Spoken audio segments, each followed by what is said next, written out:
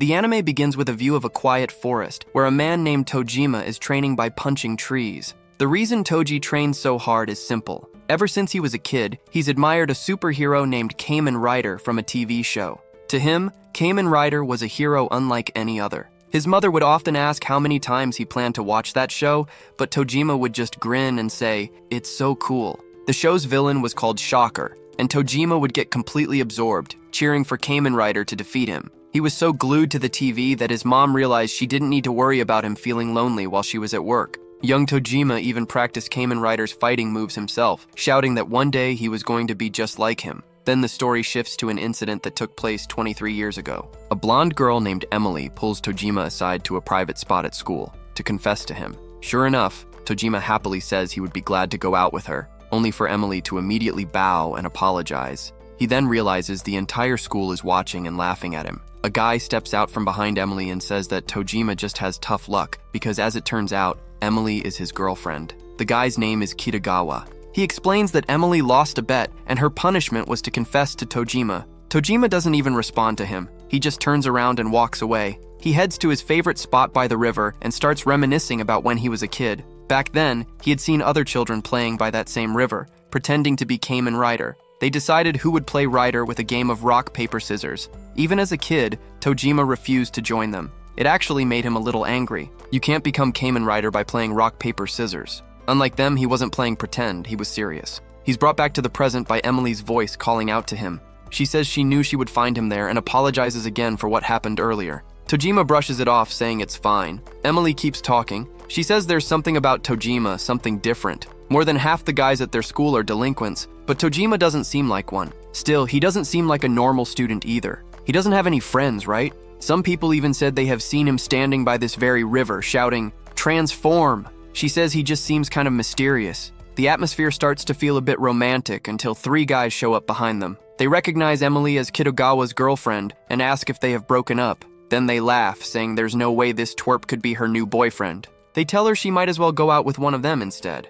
Emily tries to ignore them and walk away with Tojima, but the guys grab her. That's when Tojima steps in. He waits until one of them tries to hit him first, and only then does he fight back, saying it's payback. When the scuffle ends, he tells Emily he only gave them what they gave him, and then he walks away. But those guys aren't about to let it go. The next day, they show up with a group of around 30 people, take Emily hostage, and start shouting from the schoolyard up toward the classroom windows, calling out for Tojima. They demand that he come out and face them, saying this is war and mocking him by asking if he doesn't care that his precious Emily is crying. The students are shocked and confused, whispering among themselves, wondering what the hell Tojima could have done to cause this. To make things worse, none of Kitagawa's gang members have shown up for class either. Everyone is panicking. Why aren't the teachers doing anything? Should someone call the police? Ignoring all the noise, Tojima decides to go down and face them. When he confronts the group, their leader steps forward, furious, saying that Tojima made him look like a fool yesterday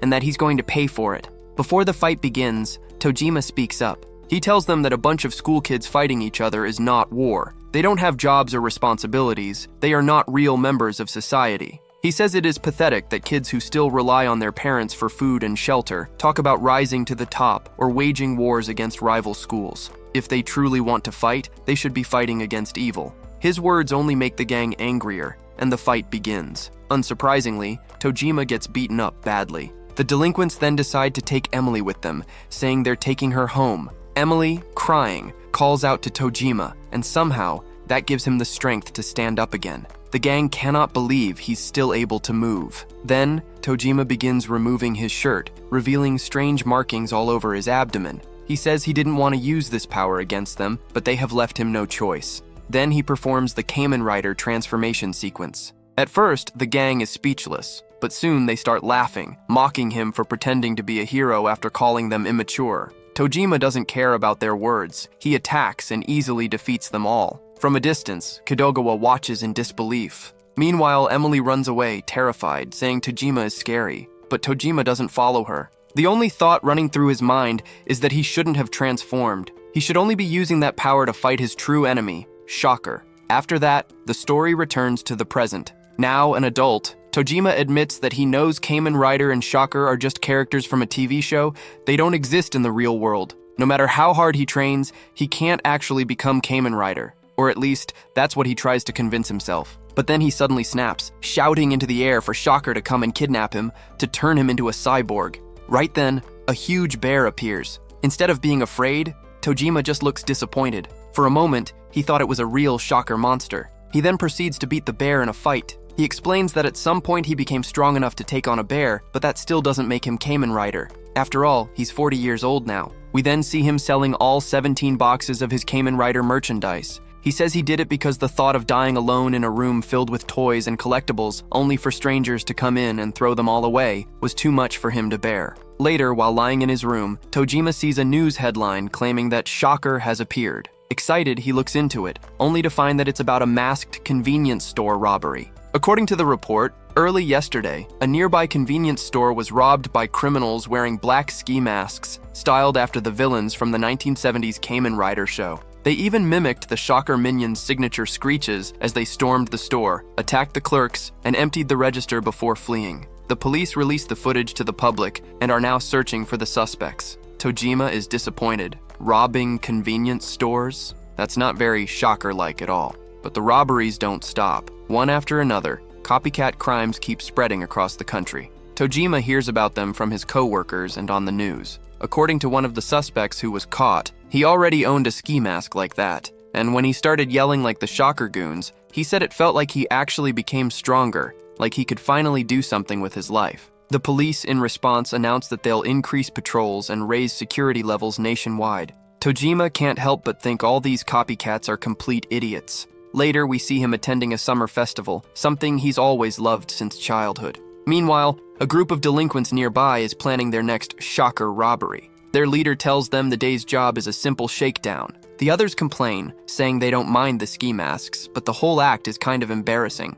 The leader, however, insists he's always liked Shocker more than Kamen Rider. That's why he became a gangster. In his mind, he's the monster, and the rest of them are the combatants. Their attack begins, and they crash through one of the festival stalls where Tojima happens to be. He hesitates at first, unsure what to do, but then he buys a Kamen Rider mask from another stall, determined to stop them. Even so, he struggles to follow through. Overcome with emotion, he starts crying as he declares himself to be Kamen Rider. Then, driven by sheer passion, he charges in and beats the crap out of the gang. The rush he feels is overwhelming. It's everything he ever dreamed of. But as soon as the fight ends and the crowd starts watching him in awe, Tojima runs away, unable to handle the attention. The very next day, a woman is watching the news about the incident while training in her home gym. She's furious, saying she should have been the one to stop the Shocker robbery. Instead, some guy wearing nothing but a Kamen Rider mask stole the spotlight. Who does he think he is? In a quiet classroom, the air is filled with the soft voice of a female teacher named Yuriko. She stands before her students, reading an old and famous poem. The poem, written by a princess, describes a secret romance in a field of purple flowers at sunset. The princess warns her lover not to wave his sleeves at her, fearing the guards might notice their forbidden connection. Yuriko explains the romantic meaning to the class, describing how the prince replied by saying he could never resent someone so beautiful, even if she belonged to another man.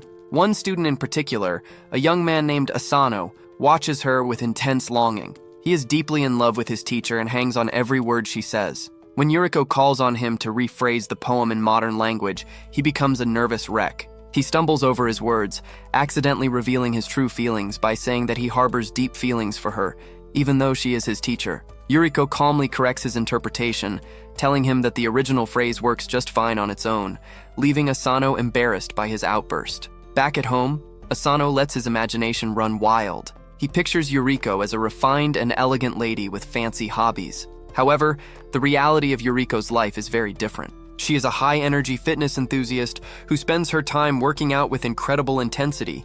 She shouts that she is Tackle, a hero from an old television show. She is even frustrated by the local man she saw wearing a cheap mask, feeling that anyone who calls themselves a hero should take it much more seriously. This passion for heroes comes from her childhood. When she was a little girl, she was bullied by some boys and came home crying. Her father, wanting to give her strength, showed her an old show called Kamen Rider. He introduced her to Yuriko Misaki, a female warrior known as Electro Wave Human Tackle. The young Yuriko was amazed to see a woman fighting alongside the main hero. She spent her days practicing the hero's special throws with her stuffed animals. One day, the young Yuriko discovered a videotape of an episode she had never seen before. Episode 30. Her heart broke as she watched Tackle use a final, desperate move called the Ultra Cyclone to defeat a powerful enemy. The hero gave up her life to save the world, leaving the young girl in tears. When her father found her crying, he explained that Tackle was the greatest heroine because she never gave up, no matter how badly she was beaten.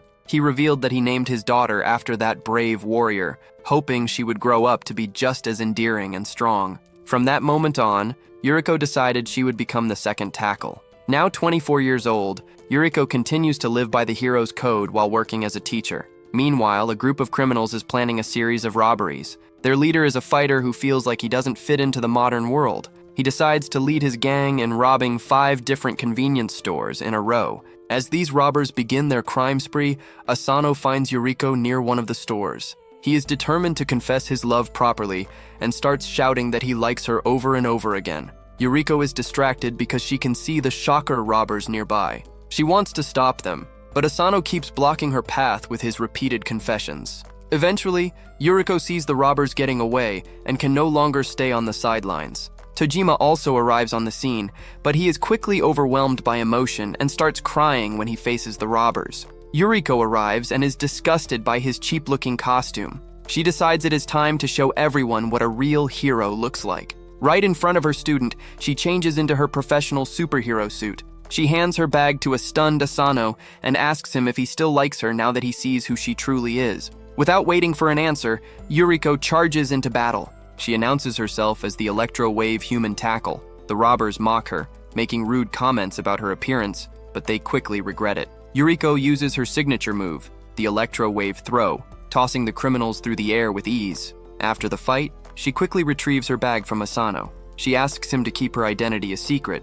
and he happily agrees, shouting once more that he loves her. Tojima watches her leave, wondering if she loves the character of Tackle even more than he loves Kamen Rider. The next day, the news is filled with stories about the mysterious woman who defeated the robbers. Yuriko sees the reports at school and feels a sense of pride. However, the criminals are not finished. The leader of the robbers is inspired by the appearance of the heroes. He buys a monster mask and modifies it to look more intimidating. He declares that he is now a monster called Yakuza Man. He believes that if there are heroes in the world, there must be a monster for them to fight. He gathers his gang and prepares for another robbery that very night. The gang targets a convenience store where a man is currently live streaming to his followers. The streamer is excited about the attention and begins filming the robbery as it happens, thinking the danger will make him famous. He records the robbers as they clear the shelves and demand money from the register. Both Tojima and Yuriko see the live stream on their phones and begin racing toward the store to stop the crime.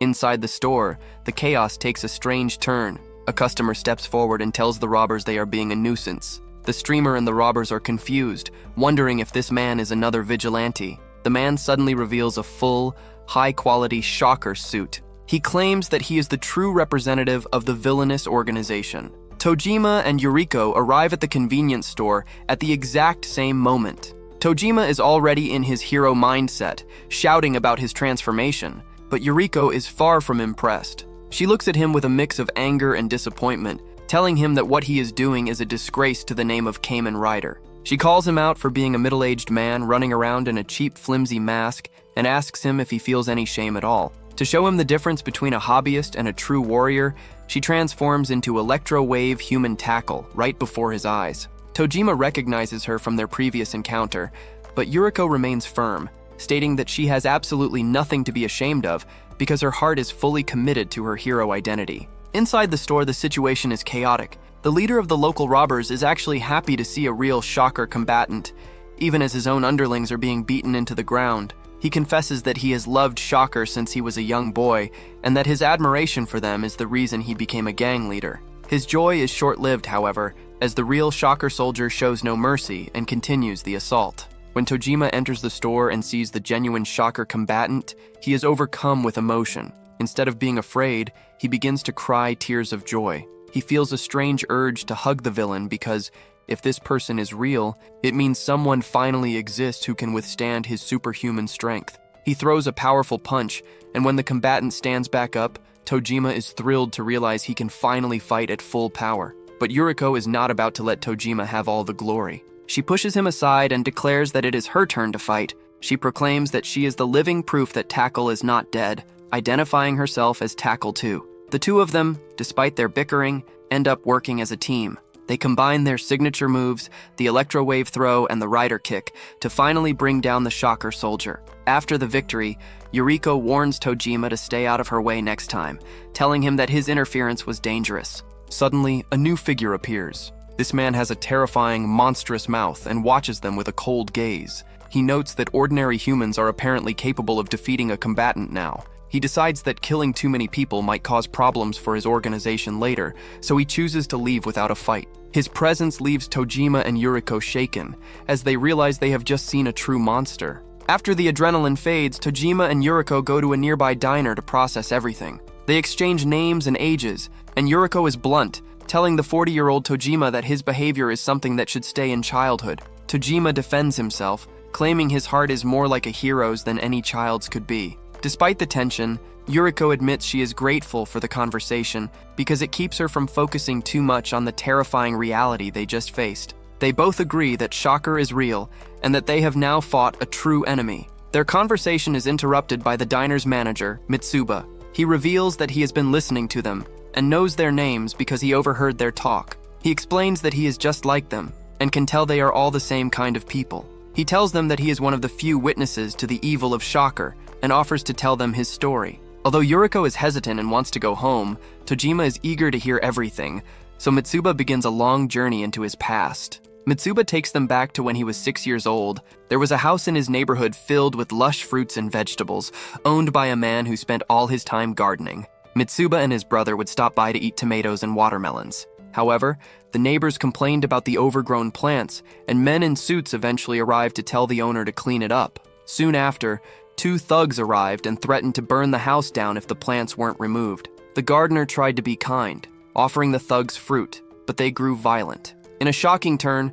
the gardener transformed into a Shocker combatant. He brutally knocked out the thugs and deliberately set his own house on fire. The young Mitsuba and his brother had to wake the unconscious men and help them escape the flames. Mitsuba explains that this event sparked his lifelong search for the organization. He warns Tojima and Yuriko that Shocker has already moved deep into human society, hiding in plain sight. As the night ends, Yuriko agrees to exchange contact information with Tojima, but only for the purpose of sharing intelligence about their enemy. Tojima is overjoyed at the chance to stay in touch. Meanwhile, Mitsuba is confronted by his girlfriend, Yukarisu, who is a waitress at the diner. She is jealous of him talking to Yuriko, but Mitsuba reassures her of his love. To himself, however, he resolves to keep fighting Shocker so he can protect her from the darkness he knows is out there. The next day at school, Asano goes looking for Yuriko, but finds her in a storage room with a student. It is Yukarisu, but with glasses and without her work uniform, she seems like a different person. She speaks to Yuriko in a cold, threatening tone. She admits that she is the reason no other girls ever stay around Mitsuba for long, because she attacks anyone who shows interest in him. The conversation takes a deadly turn when Yukarisu mentions that she loves the feeling of hate turning into love. She mocks Mitsuba for being obsessed with finding Shocker, revealing a terrifying secret. While he is out searching for the organization, he has no idea that his own girlfriend is actually a member of Shocker. With a look of pure malice, she tells Yuriko to die, revealing her true villainous nature. Yuriko and Yukarisu stand face to face in the gym storage room, the air thick with tension. When Yukarisu realizes that the student Asano is watching from the shadows, her expression turns murderous. She declares that because he has seen her true face, she must kill him as well. Yuriko refuses to let this happen and asks if the girl truly believes she has the power to take a life. As Yukarisu mocks her, Yuriko quickly changes into her superhero suit. She introduces herself as Electro Wave Human Tackle, a name that confuses her opponent. Yukarisu laughs, thinking a mere costume cannot bridge the gap between a normal human and a member of Shocker. Yuriko tells Asano to run home immediately. Then, the fight begins, and it is quickly clear that while Yukarisu possesses incredible brute strength, she has no actual training. She lunges at Yuriko with wild, heavy swings, but Yuriko dodges them with ease. With a swift movement, Yuriko uses her signature Electro Wave throw, slamming Yukarisu into the ground and knocking her unconscious. While training, Tojima receives a message on his phone. It is from Yuriko, asking for his help with a serious matter. He meets her, and together they carry the unconscious Yukarisu to find Mitsuba. When they do, Yuriko and Tojima explain the truth. Yukarisu is actually a member of Shocker. Mitsuba is stunned and struggles to believe that the girl he loves is one of his family's greatest enemies. Yuriko notes that he is quite dense for never noticing her secret life. Mitsuba becomes emotional, realizing he needs to explain the rest of his history to show why this hurts so much. He prepares to tell them about the most terrifying part of his life, his encounter with a real monster. Mitsuba describes a summer vacation from his childhood. He and his older brother Ichio were visiting their grandparents' house in the suburbs. Their peaceful evening was ruined when a pair of thieves, a man and a woman, broke in to steal their belongings. The young Ichio tried to fight back, showing great spirit, but the male thief suddenly transformed into a Shocker soldier to overpower the child. The two criminals then made themselves at home, eating the family's food and watching news reports about their own previous robberies. The woman seemed to be a normal human, following the Shocker member like a loyal partner. The situation changed when Mitsuba's grandmother returned home. She was a tall, powerful woman who didn't hesitate for a second. She used a heavy gardening tool to stab the male thief in the shoulder. While the criminal screamed in pain, the grandmother calmly released her family. She then dragged the thief out of the room to finish the fight. The children and their grandfather waited until they heard a horrifying sound. They rushed outside only to find a nightmare. A real winged monster had arrived. This creature had easily killed the grandmother and both of the thieves. When the grandfather tried to protect the boys, the monster killed him as well. For some reason, the beast was not interested in the children. It simply looked at them and flew away, leaving them alone in the middle of a tragedy. As Mitsuba finishes his story, his older brother Ichio arrives. He is a man who radiates a powerful and dangerous energy.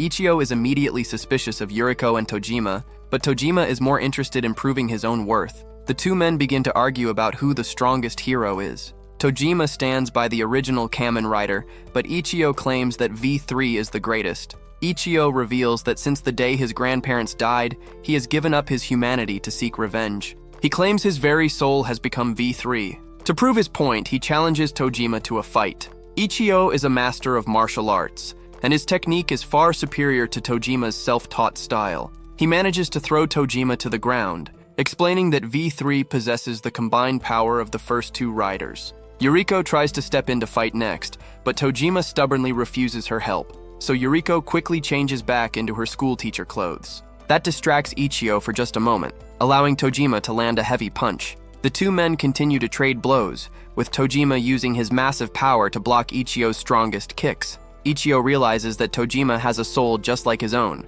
and finds the battle interesting. In the middle of the fighting, Yukarisu finally wakes up. When Ichio sees her in her Shocker form, he immediately moves to kill her. However, Mitsuba jumps in the way to protect her. Ichio is furious and demands to know why his brother would defend a monster. Mitsuba says that even if she is in Shocker, she is still his girlfriend. Yukarisu is deeply touched by Mitsuba's loyalty. She asks him to say it one more time, and when he does, she kisses him in front of everyone. However, the romance is short-lived. Yukarisu explains that her mission was to monitor people who knew about Shocker and to kill them if they found allies. She uses her powers to summon help, and suddenly several people nearby reveal themselves to be hidden Shocker members. They gather around, ready to attack. With tears in her eyes, Yukarisu says she loves Mitsuba, but she cannot let him live. The battle begins, and Yukarisu watches in absolute horror as the trio, Yuriko, Tojima, and Ichio, move with a level of speed and precision that seems impossible for normal people.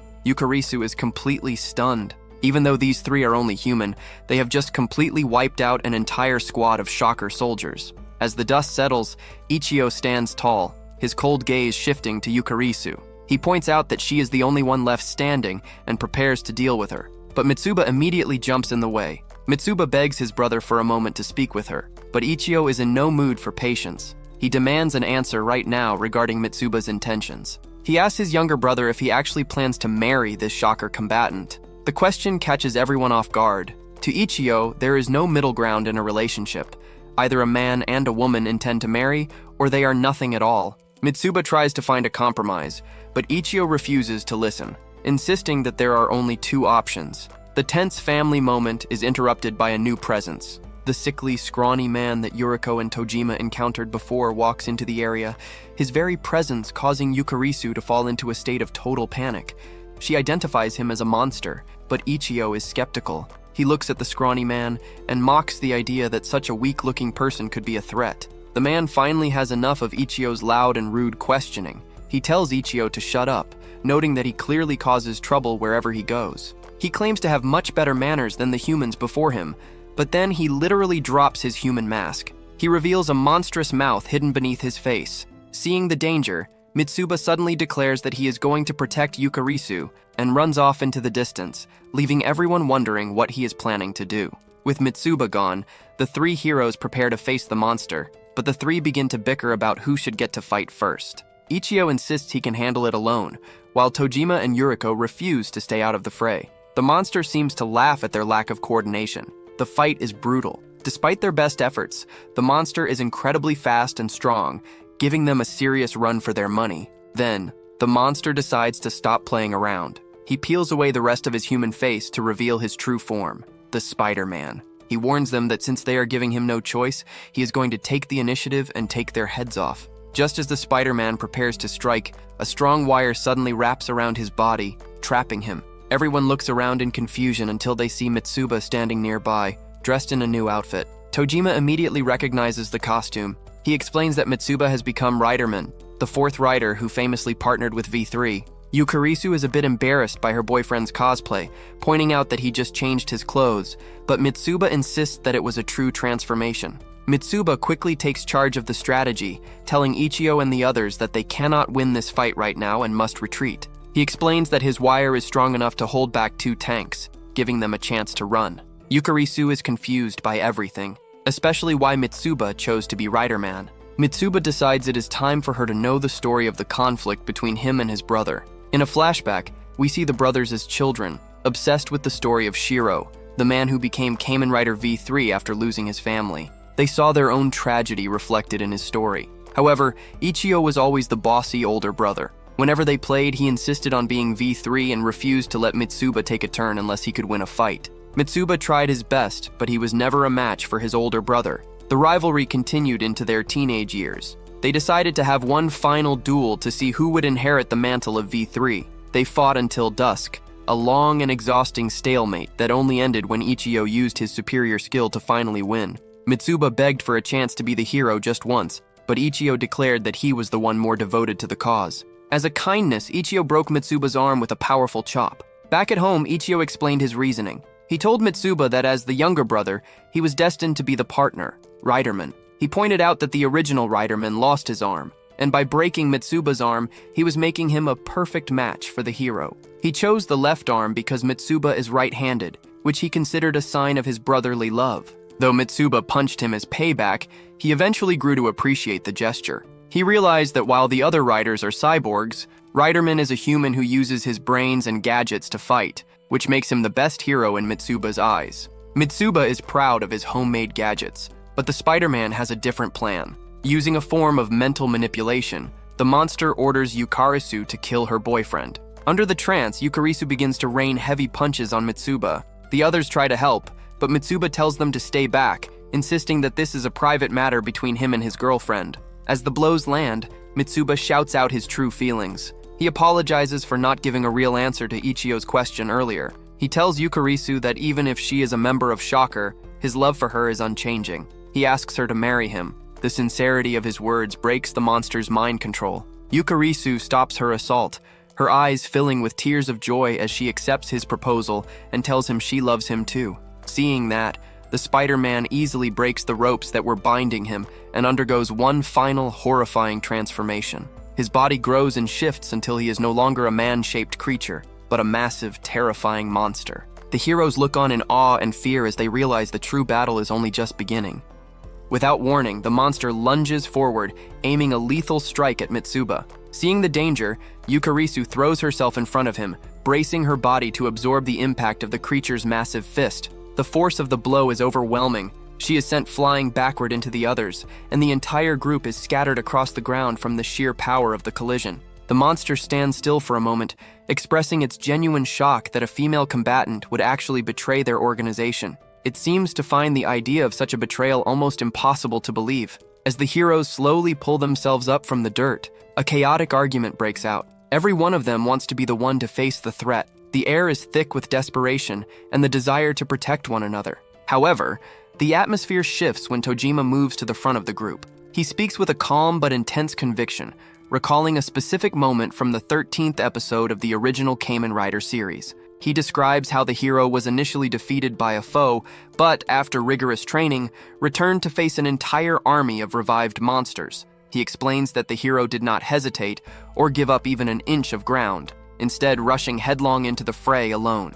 Tojima declares that was the exact moment he decided he wanted to be a hero, and because a true Kamen Rider never retreats, he will not back down now. With a surge of adrenaline, Tojima lunges at the monster. He puts all his weight and training into a single, powerful blow, shouting the name of the iconic Rider Punch. The strike connects perfectly, knocking the massive creature to the ground. His friends watch in utter disbelief, amazed that he actually managed to land such a hit.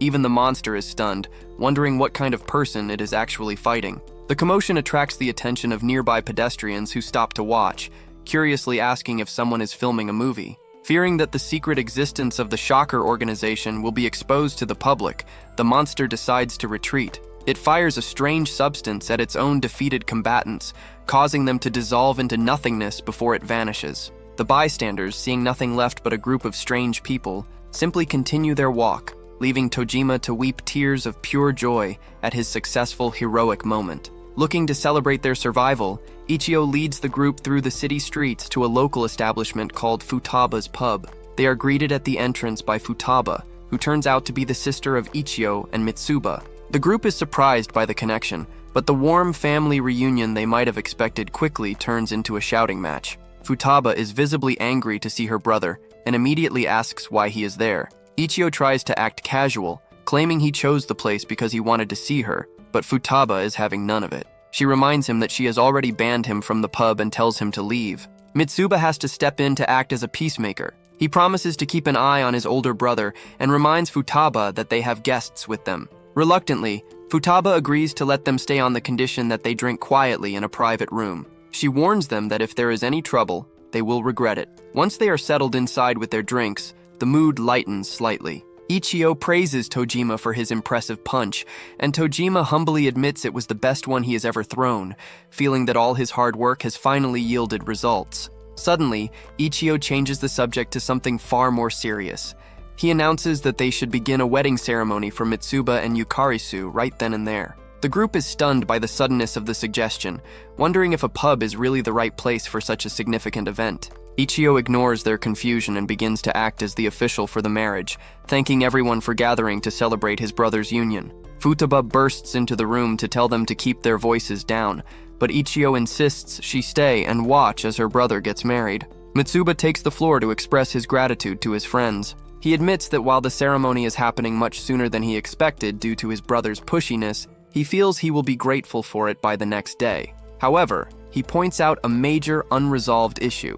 While he has proposed to Yukarisu and knows they have feelings for each other, she never actually gave him a formal answer. He turns to her and asks once more if she will marry him. Instead of speaking, Yukarisu leans in and kisses him, signaling her clear acceptance. The room erupts in congratulations, though Futaba remains skeptical, wondering if people can really get married just by doing that. The guests begin to introduce themselves to her properly. Yuriko reveals that she is a high school teacher who also goes by the name Tackle, and Tojima proudly identifies himself as Kamen Rider. When it is Yukarisu's turn, she explains her complicated history as a Shocker combatant. She admits she isn't entirely sure how she ended up in the organization, but her job was to monitor people who knew too much about them. She shares the story of how she and Mitsuba started their relationship. She approached him at his workplace and asked if he would go out with her. He agreed immediately, which surprised her because of how simple and easy the interaction was. However, Mitsuba was the one who felt worried, telling her that she would probably get bored with him quite quickly.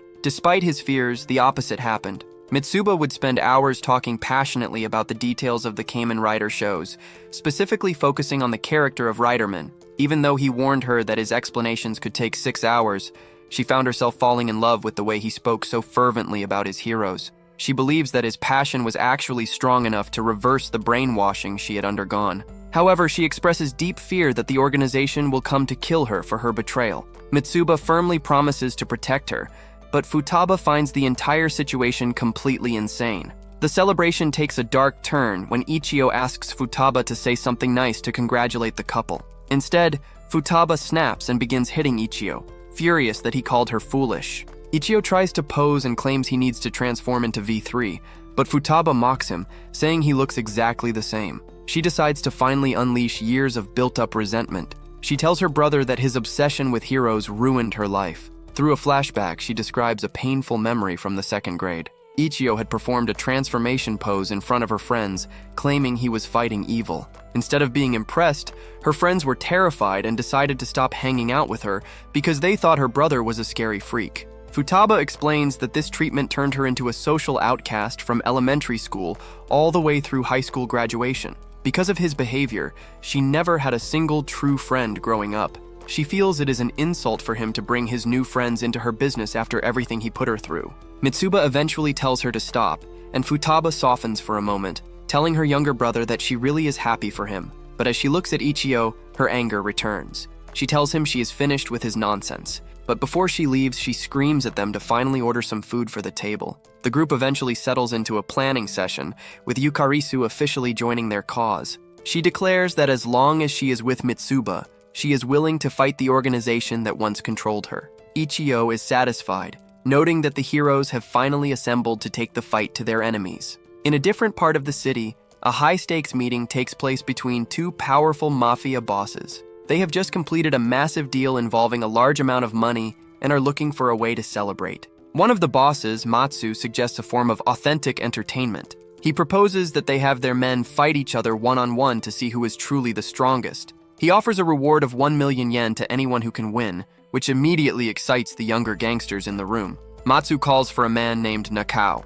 He admits that Nakao is a bit of a strange gangster who is often more trouble than he is worth. Nakao is revealed to be the man who was leading the recent string of robberies while wearing a mask. He tells his subordinates that he loved the feeling of power he had while wearing the mask and promises to buy them a big dinner after he wins the fight. When he arrives before the bosses, they are surprised to learn he is 44 years old, making him older than the men he is about to fight. The first opponent is a young man who boasts about his history in competitive judo. He is confident that the prize money belongs to him, but the fight is over almost as soon as it begins. Nakao wins easily. The second opponent is an ex-boxer who serves as a bodyguard. He manages to land one hit on Nakao, knocking his glasses loose, but Nakao quickly recovers and defeats him as well. The final contender is a former sumo wrestler, but Nakao uses a dirty tactic by kicking him in the groin before finishing him off. The other boss is impressed by the display but isn't ready to end the night. He challenges Nakao to face one more opponent,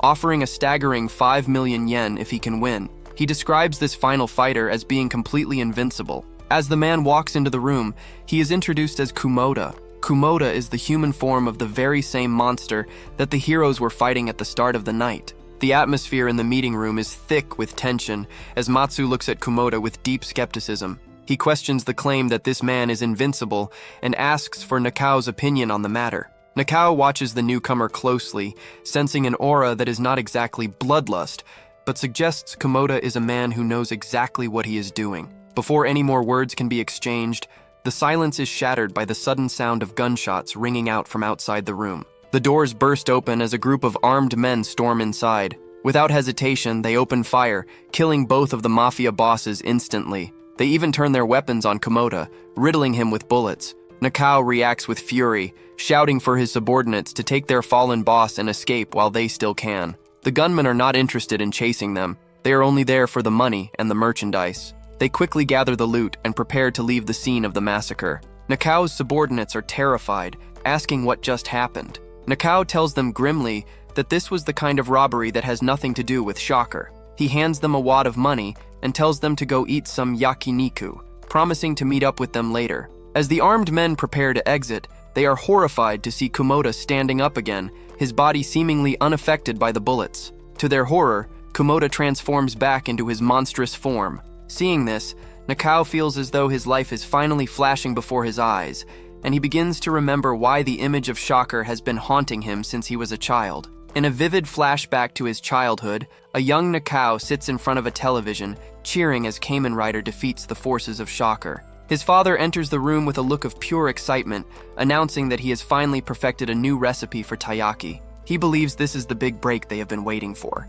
He offers a sample to his son, who finds the treat absolutely delicious. His father explains the secret. He used a special cream puff dough, and a custom-made mold that cost him over 1,000,000 yen. The dough is thin and crispy, filled to the brim with incredibly smooth red bean paste. The father calls his creation the super stuffed red bean taiyaki. He describes the experience of eating it as a sweet moment with a princess of red beans. He is hopeful that if the business succeeds, Nakao's mother might even come back to them. He promises to buy Nakao all the Kamen Rider transformation toys he wants. He even shares his new catchphrase, "Life is like red bean paste because you have to enjoy it from one end to the other." However, the reality is much harsher. They spend days operating a food truck, but they fail to sell a single thing. One night, the father returns home with a heavy heart. Nakao proudly shows his father a Kamen Rider mask he made himself, but his father has devastating news. He says he is giving up on the taiyaki business to move in with a wealthy, older woman. This woman soon arrives, mockingly calling the father her new dog. The father explains that this is the only way to pay off his massive debts and tells Nakao he must go live with his grandfather. Nakao cries out, begging his father to stay, but he is left behind. Days later, in the countryside, Nakao watches other children playing a game of Kamen Rider. When they ask him to play, they assume he wants to be the hero, but Nakao surprises them by declaring that he wants to be Shocker, because there is no such thing as a superhero. He cries as he tells them that his father tried his hardest and did everything right, yet no one helped them in the end. He decides that by being Shocker, he will be strong enough to survive on his own without needing anyone else. Returning to the present, the monster holds Nakao suspended high in the air with its arm plunged entirely through his abdomen. In his final moments of consciousness, Nakao looks at the creature and realizes it is a true Shocker monster. Instead of fighting it, he begs for the chance to join the organization. While this is happening, his underlings are at a restaurant, happily stuffing themselves with yakiniku just as he ordered.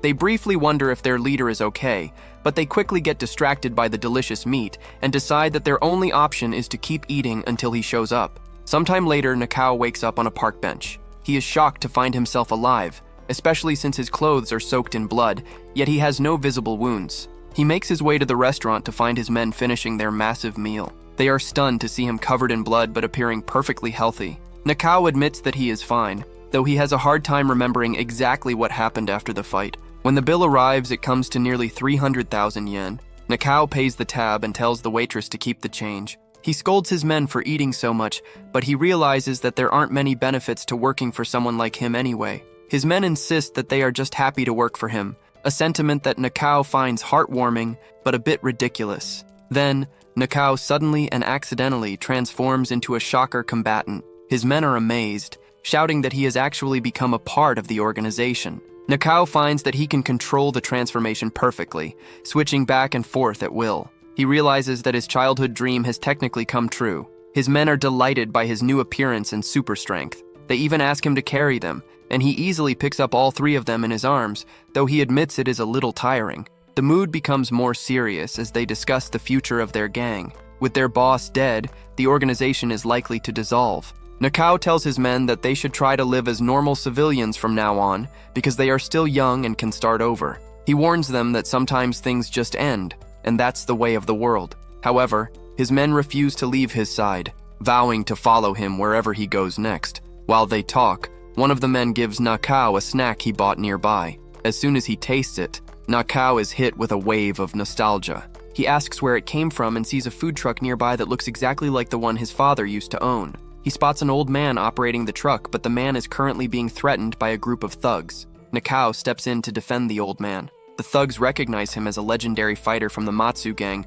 who beat up several men years ago. One of the thugs was actually among those victims and wants revenge. The old man tries to stop the fighting, but the thugs claim that since his former gang is history, he has no protection. Nakao counters that the gang isn't dead as long as he is still there. He makes quick work of the smaller thugs, using a baseball bat they brought against them. However, the last man is a former professional wrestler and manages to knock Nakao down. Nakao gets back up and admits that he is actually a fan of wrestling. He transforms into his Shocker form and uses a devastating move called a Tiger Driver to defeat the massive man. After the fight, Nakao tells the old man to call the police on the thugs. He looks at the man and realizes with certainty that it is his father. He notes that while he never had dreams or hope, his father never gave up on his own dream of selling taiyaki. Nakao doesn't reveal who he is, but he tells the old man that the snack was nostalgic and very good. He tells his father to take care of himself and wishes him luck. When the old man asks who he is,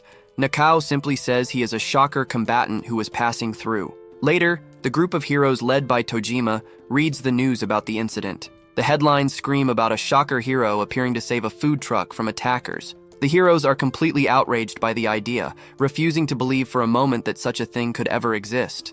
Following the shocking news, the group gathers at Mitsuba's restaurant to process the revelation. Tojima wonders aloud if it is even possible for a hero to exist within the ranks of an evil organization like Shocker. Ichio is quick to dismiss the idea, stating firmly that there is no such thing as a righteous agent of Shocker, and that the very notion goes against everything they stand for. However, Yukarisu speaks up in defense of the idea. She suggests that while righteous might be too strong a word, there could be exceptions. She points to herself as an example, asking them to consider her role as Mitsuba's nice and adorable Shocker wife. Ichio isn't interested in debating the morality of foot soldiers. He pivots the conversation to the far more pressing threat, the monster they recently encountered. He asks the group if any of them truly believe they have the strength to defeat such a creature. Yukarisu admits that humans are naturally incapable of beating monsters, as that is the established order of their world. Ichio points out that despite this, someone was able to knock that monster down, and it bothers him deeply.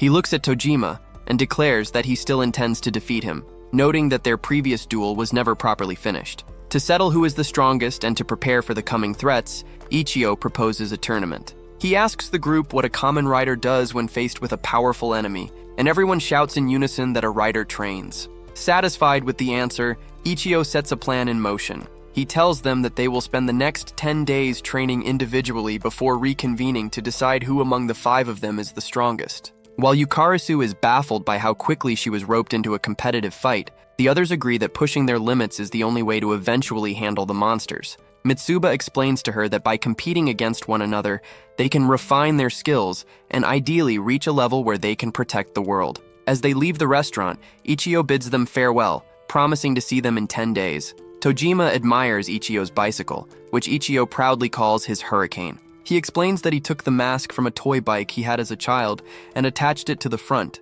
adding lights that actually function. That same night, a darker side of the Shocker organization reveals itself in the city streets. 3 men walk together, talking excitedly about heading back to one of their homes to watch concert footage of the Combat Girls, while enjoying snacks and drinks from a convenience store. Their night is interrupted when a tall, imposing woman steps out of the shadows and addresses one of them as Tanaka. His friends are confused, asking if she is his girlfriend, but Tanaka looks terrified. He tells his friends to go on ahead without him, sensing the danger. Once they are alone, the woman asks Tanaka why his Shocker brainwashing has worn off. Tanaka tries to defend himself, transforming into his combatant form and insisting that he won't go down without a fight. Unfortunately, the woman is far more powerful, and she takes him down with a single strike. Elsewhere, another man named Suzuki stands in a bathroom, nervously practicing how he will present a wedding ring to his girlfriend. He wonders if he should simply hand it to her, show it in the case, or ask her to close her eyes while he slips it onto her finger. The tall woman appears behind him as well, identifying him as another combatant whose mind control has failed. Like Tanaka, Suzuki transforms to fight back, but he is quickly beaten. Outside the bathroom, his girlfriend waits, wondering why he is taking so long. A third man named Takagi walks through the street carrying a birthday cake and a present for his child. He is talking to his daughter on the phone when the tall woman confronts him. Takagi reveals that he has heard rumors of a purge against combatants who regain their free will. The woman is surprised that a lowly combatant could be married with children and living in a suburban house. Takagi tells her that having a family is a much tougher challenge than world conquest, especially with the burden of home loans. When she asks why he is no longer brainwashed, he explains that it is because he experienced love. He tells her it is a shame she doesn't understand it, as it is the true source of happiness. He challenges her, stating that a combatant's strength is a reflection of how strong they were as humans. He reveals that he was a member of the Foreign Legion before joining Shocker, and he proves his words by actually overpowering the woman in combat. He declares that he has a family to protect, and that his love makes him strong enough to even take on a monster. However, his boast is cut short when the Batman monster appears above him and crushes his head instantly. The monster then bites his own arm and commands the woman to drink his blood so she can become stronger. The woman, now known as Thunder Reiko, kneels in gratitude and accepts the dark gift. Across various locations, the heroes push themselves to their absolute breaking point. Ichio spends his time in deep meditation and mental simulation. He visualizes himself as Kamen Rider V3, unleashing chops and finishing kicks against the Spider-Man monster, but in every mental scenario, he sees himself being brutally defeated. He refuses to give up, screaming into the void that he hasn't lost yet and will continue to challenge Shocker until he finds a way to win. Yuriko focuses her training on raw speed and precision. She relentlessly strikes punching bags, telling herself that she must pass her limits and become faster than any monster. She hopes to develop a new version of her electrowave throw, one of her own design that can bridge the gap between human strength and monster power. Mitsuba and Yukarisu train together, though their session is much more unconventional. Mitsuba focuses on his Aikido, using fluid movements to ensure that Yukarisu cannot land a single hit on him. He explains that since he cannot match a monster in raw strength, he must ensure that not a single blow ever connects. Yukarisu asks about his cassette arms, and he tells her he will save those for the real monsters. In this tournament, he wants to prove himself using the martial arts he has spent years perfecting. Yukarisu finds his dedication inspiring and declares that Riderman is the strongest because he can kiss her. She catches him off guard with a kiss, leaving Mitsuba ecstatic but technically defeated in her eyes. He wonders why he didn't choose a mask that covered his entire face as he deals with the overwhelming power of her affection. Deep in the woods, Tojima returns to the place where he first tested his strength. He reflects on his 40 years of living a quiet, mundane life and how strange it feels for things to have turned so dramatic. The bear he fought previously emerges from the trees, and Tojima asks if it would like to spar again, noting that there are no hard feelings even if one of them dies. Tojima transforms into his rider persona and begins the duel. The bear is terrified, realizing that Tojima isn't a normal human at all. As Tojima prepares a rider kick, the bear's primal instincts take over. It flops onto its back in a position of total submission to signal its defeat. Despite the surrender, Tojima's momentum carries him forward, and he kicks the bear in the belly anyway. Tojima thanks the bear for the help, while the bear silently vows never to spar with him again. 10 days pass, and the group travels for 3 hours by bus and train to reach Ichio's home. Mitsuba explains that his brother lives a self-sufficient life, growing his own food, and shunning modern technology like cell phones or cars. When they arrive, Ichio reveals that he has prepared a ring for their tournament. Yuriko points out that it just looks like a patch of dirt in his yard, but Ichio insists it is sufficient, having used a borrowed roller from a middle school to smooth it out. Ichio organizes the tournament by having everyone draw numbered sticks to determine the bracket. Tojima finds himself matched against Ichio, and both men are eager to settle their score. However, Yukarisu causes a scene when she realizes she is supposed to fight her husband, Mitsuba. She refuses to lay a hand on him, questioning why they have to have a tournament at all. Ichio explains that the matchups are just a formality to push them into battle, much like ordering a beer at the start of a party. He declares that he will win, and then accept challenges from everyone until no one is left standing. The group eventually agrees to reshuffle the bracket to accommodate Yukarisu's demands. She says she will fight anyone except Mitsuba until the very end, as she wants to see him fight desperately to reach the finals before she takes him down with a kiss. Ichio agrees to the change, deciding that Tojima will face Yukarisu in the first round instead. Yuriko wonders why they bothered drawing lots in the first place if the rules were going to be changed so easily. Ichio tells Tojima that he will see him in the final match, but first, he must face his own brother, Mitsuba. As Tojima and Yukarisu step into the dirt ring for the first battle, Yuriko prepares herself, determined that regardless of the brackets, she will be the one to emerge as the winner. Tojima stands with a look of intense, almost desperate excitement. He tells the young woman that he is genuinely thrilled to have this opportunity to fight her, as she is an actual member of the Shocker organization.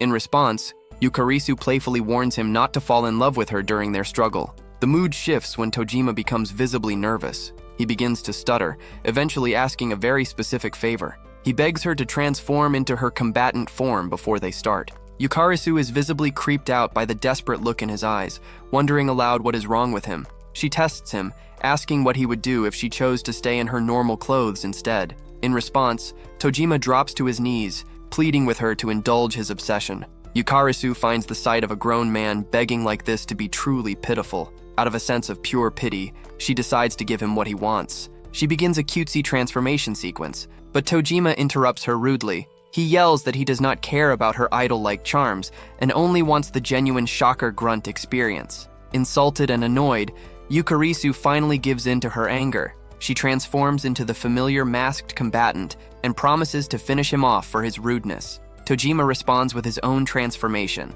As he assumes his rider identity, Yukarisu notices a sudden, chilling change in his aura. He no longer seems like the pathetic man who was just begging on his knees. Before she can even react, Tojima lunges forward with a rider punch. The blow is so powerful and precise that it obliterates her defense, knocking her out cold with a single hit to the face. Mitsuba cries out in horror as he sees his wife collapse, rushing into the ring to cradle her. He frantically calls her name, terrified by the blood and the force of the impact. Ichio remains unmoved, coldly declaring that the battle is decided and that it is now time for the brothers to face each other. Mitsuba ignores him, desperately pressing his lips against Yukarisu's in a frantic kiss. The gesture works better than any medicine. Yukarisu's combatant suit vanishes as she wakes up with a dazed, happy smile. She asks if he finally took the initiative to kiss her, noting that she was always the one who had to start their romantic moments. She is so overjoyed that she begs him to do it again. The sight of the two of them being so affectionate in the middle of a serious tournament is more than Ichio can handle. He punches both of them to break up the display, telling Mitsuba that he needs to beat some sense into him. Mitsuba, now focused, carries the still recovering Yukarisu into the house so she can rest in peace. When he returns, he changes into his fighting clothes. Yuriko watches him from the sidelines, her eyes wide and her mouth literally watering at the sight of his physique. Mitsuba approaches his older brother, noting that they have not had a real fight since his middle school years. He reminds Ichio that back then, the fight ended with Ichio breaking his left arm. Ichio does not apologize. Instead, he emphasizes that since they will soon be fighting actual monsters, neither of them can afford the luxury of losing. Mitsuba smiles, remarking that only Ichio could say something so intense with such conviction. The brothers clash instantly. Ichio leads with a V3 Mach speed punch, but Mitsuba is ready. He uses the momentum of the strike to throw his brother across the ring using his polished Aikido. Ichio is impressed, admitting that Mitsuba is better than he expected. As they reset, Tojima notices Ichio performing a strange, rhythmic walk. He identifies it as the hero walk, a specific way of gauging distance used by Showa-era riders. He realizes that Ichio is trying to embody the character of V3 even in his basic movements. Inside Mitsuba's mind, memories of their childhood come flooding back. He remembers learning Aikido specifically to defeat Ichio because he wanted to be the coolest and strongest hero himself. He recalls a day when a young Ichio promised that if Mitsuba could beat him, he could earn the title of V3. Mitsuba failed that day, and Ichio dubbed him Riderman instead. At first, Mitsuba hated the identity. He thought the costume was strange and disliked that the mask left his mouth exposed, making him feel vulnerable. But as the fight continues in the present, Mitsuba realizes how much he has come to love being Riderman. He thinks about how Riderman was a tragic hero, a man who was not a full cyborg like the others, yet still sacrificed his life to save Japan. The thought of Riderman's bravery gives Mitsuba goosebumps and brings tears to his eyes. He decides that Riderman is the best of all the heroes because of that human heart. Even Yuriko, who usually cringes at their dramatic poses, finds herself unable to look away, admitting that she can finally see the spirit of the heroes within them. The brothers trade more blows, with Mitsuba's Aikido allowing him to take the lead. He focuses his senses until they are sharp, treating the area around him as an extension of his own body. Ichio takes several hits, but refuses to back down. He declares that he will become even more like V3, and unleashes a triple punch. Mitsuba manages to evade and throw him down again, causing Yuriko to point out that the throw looked very effective. Mitsuba asks if his brother is okay, as Ichio seems shaky on his feet. Ichio tells him not to let his guard down and charges with another Mach speed punch. Mitsuba catches his arm and prepares to end it, telling Ichio that this time, he will be the one to break an arm. However, Ichio calls him a fool, telling him he should have struck sooner. He delivers an electric heat chop. Even though Mitsuba blocks it, he feels a strange, crushing damage radiating through his entire body. He is shocked, wondering when Ichio learned the internal strikes of Baguajang. Ichio doesn't even know what that is. He has simply reached that level of power by trying to mimic V3 as perfectly as possible. Ichio demands that Mitsuba show him more of his rider spirit, shouting that Mitsuba doesn't have enough of the hero in him yet. Mitsuba, moved to tears, remembers the final words of Riderman as he sacrificed himself. He calls out to his brother and charges. Both men land a devastating punch to each other's faces simultaneously. Ichio mocks him, asking if that is all the fourth rider has to offer. In response, Mitsuba sheds his outer clothes and delivers a final, desperate rider kick. Ichio is knocked out cold. Tojima watches from the side, weeping openly as he witnesses the underdog Riderman finally claim a victory. As Ichio slowly wakes up, he acknowledges that Mitsuba truly beat him. Yukarisu joins them, asking if her husband won, and proceeds to mock Ichio for his loss. Ichio ignores her teasing and tells Mitsuba that he is now a proper rider. Mitsuba thanks him, but Yukarisu is confused. She wonders how they are even deciding who is a proper hero, declaring that she wants to be one along with her husband. Ichio bluntly tells her that she is already a proper member of Shocker, which she realizes is true. She reflects on the irony of being the only genuine Shocker agent present, yet losing so quickly. The tournament moves forward as Tojima and Yuriko step into the ring. They both perform their transformations, assuming the roles of Kamen Rider and Tackle. Yukarisu scoffs at Yuriko, noting that she does not even use her full title during her sequence. However, Ichio corrects her with a serious expression. He tells the Shocker agent that she lacks insight. He explains that the two people standing before them in the dirt ring are, without any shadow of a doubt, the true embodiments of Kamen Rider and Tackle.